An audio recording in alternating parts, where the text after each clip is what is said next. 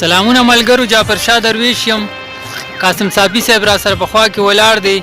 د ښکلي مازدیګر مینهوالو ته د جاوید شاه درمان صاحب دغه غزل ډالۍ کومه چې ښه نه کوي چې ما سره د ورانه ده دغې، ښه نه کوي چې ما سره د ورانه ده دغې، دنیا د محبت په سر ودانه ده دغې. او زړه ښکته پورته مه کوه زما به شي ته ښه، زړه ښکته پورته مه کوه زما به شي ته ښه، خبره مې د خدای سره روانه ده دغې. او خبره چې نن ختمه شي لاس کېږده په قرآن چې پاتې له درمانه ده کستانه ده دغې. درمان صاحب د رامخې ته کو نو درمان صاحب